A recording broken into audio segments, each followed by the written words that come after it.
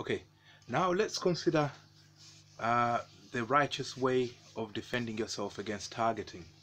What's the most righteous way?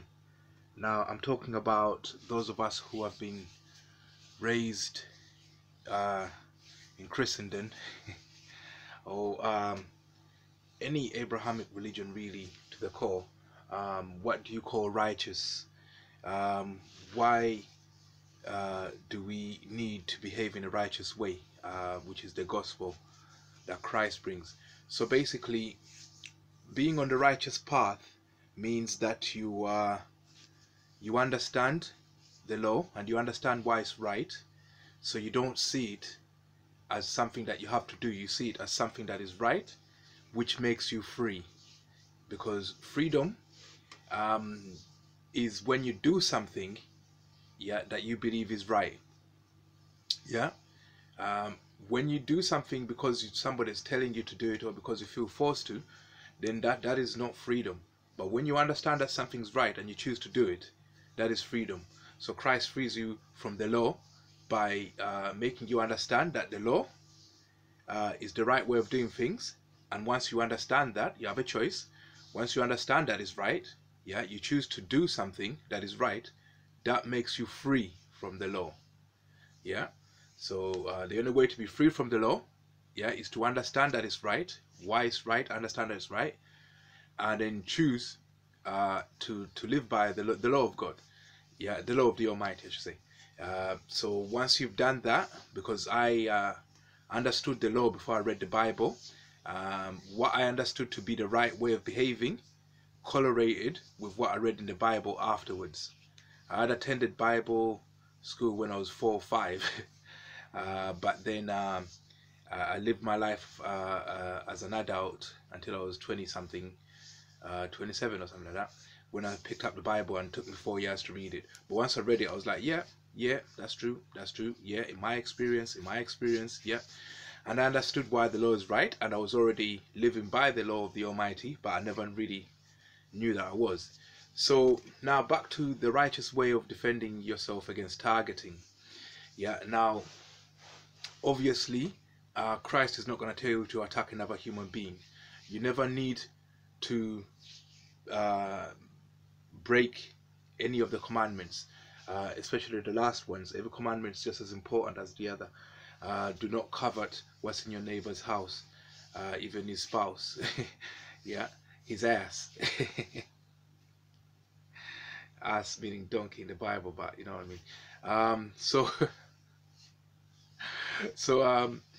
how do you defend yourself against targeting without having to break the commandments? Because you know the commandments are right. So you keep those in the way you behave. So basically, the way I do it, I defend myself. It's like having a property and putting an electric fence around it. And then you tell people there's an electric fence on this property. Anyone who gets electrocuted was trying to do something. That's all you know. The fence is there to protect your property and protect your life. So even if you catch a friend or family being electrocuted by your fence, what were they doing touching the fence when you told everyone that this is an electric fence, it will kill you if you touch it? I don't want anyone intruding on my property, and if they do so, they'll be electrocuted. So you inform everyone, just like being on the railway tracks, and it says do not go past this point, 10 kilovolts beyond this point, and if you do so, what were you doing? So it's like that. That's how you defend yourself. You take everyone at face value. Because remember, the people who target us could sometimes be friends or family. They could just be smiling at you whilst deep inside and behind the scenes they're organizing and they're plotting your downfall. So you just take everyone at face value. Someone smiles at you, smile back. You have a friendly relationship, but at the same time you must protect yourself. You must meditate and you must exercise your being. Just exercise whatever is possessing you. At that point, when you're being possessed, I don't know if you've seen my videos when I talk about my timer stopping. I don't know who's doing it. It could be friend, family, I don't know. All I know is I'm going to exercise whatever is doing it for my being. I don't concern myself with who's doing it, the electric fence. Yeah. So if you exercise yourself and then later on you find that something happened to your friend or family, well, just think that the reason why you exercise yourself is because something was going to happen to you. And if that's a friend or family, what were they doing trying to harm you? If they were trying to harm you, you have a right to defend yourself. So although you might grieve for your friend or your family member, yeah, just remember that they were trying to kill you. Yeah. If they were trying to harm you, yeah, and you knew it, if your friend or family was standing there with a club wanting to bash your head in, you would defend yourself. So whether you know or not, that's what you would have done. If it's kill or be killed with any human being, you defend yourself. Yeah. So if somebody tells me that what I'm doing in my head has harmed someone else, I'll be like, the reason why I'm doing that in my head is because what's happening in my head is harming me. So whoever is in me is trying to harm me. So if I do that meditation in my head and it harms them, they were in the act of harming me. Yeah. So, but before you realize, before you deduce that that's the case, you might grieve. You might cry and say, oh God, why has this happened to my friend? And then the Lord Almighty will show you. Yeah. If it's to do with you, yeah. This is why when you go through the grieving, you go through the blame. You start to blame yourself. But just this is the way out of that grief. Yeah. So if I think that what I'm doing in my head, yeah, is harming others, but the reason why I'm doing it in my head is to protect my health, then that means that others are trying to harm me. Yeah. So if other people come into my mind to harm me, yeah, and I meditate and I exercise them out of my being and it harms them, they were trying to harm me and they're meaningless to me. They don't mean anything to me. Yeah. Once I deduce that you are trying to harm me, I will stop grieving.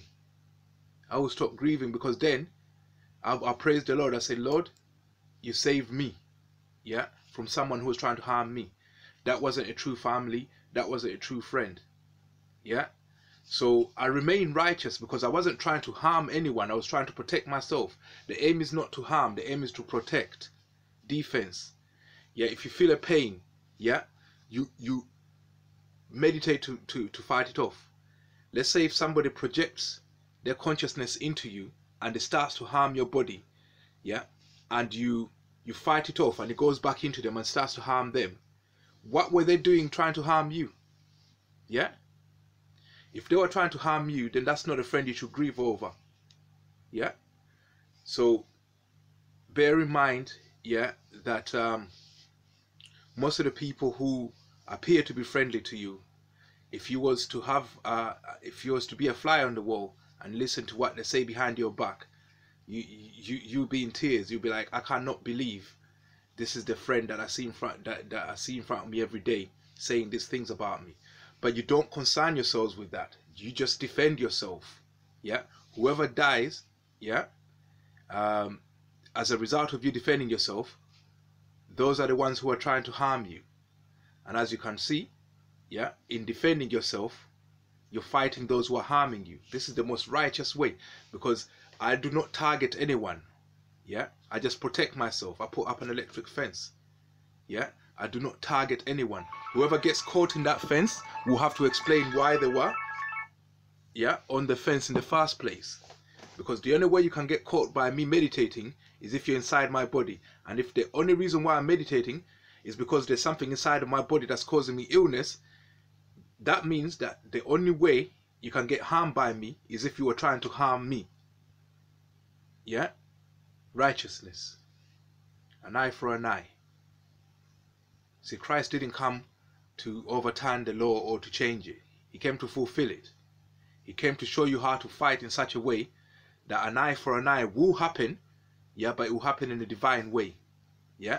This is why I recommend genuine exorcisms, but to be done as a self-exorcism, because the only person you can trust is yourself. Yeah. there could be trusted clergymen out there, but I'm not gonna say that because they right now the media is really portraying them in a bad light. So when Satan targets people, it's very hard to find the truth, because if you choose not to believe it, then they'll turn out to be evil. If you choose to believe it, then they'll turn out to be innocent and they'll move on to someone else. Remember, like if you look for lost keys, it'll be in the last place you find. But if you choose not to look there, yeah, and you go through every place, yeah, you won't find it, and then until you choose to look there. So, so it's like that. Yeah, it's gonna be playing with you like that. You must suspect all your friends and family, yeah, so that it moves on from there and becomes someone else. But you don't attack any of them, yeah. You just defend yourself. I suspect that there's a lot of people doing a lot of things to me, but I'm not gonna harm them or go out of my way to touch them. Whenever I feel pain in my body, I'm just gonna defend. I'm just gonna meditate. And if anything happens to them, yeah, as a result of me meditating, yeah, I'm defending my life. That's all I'm doing, is defending my life.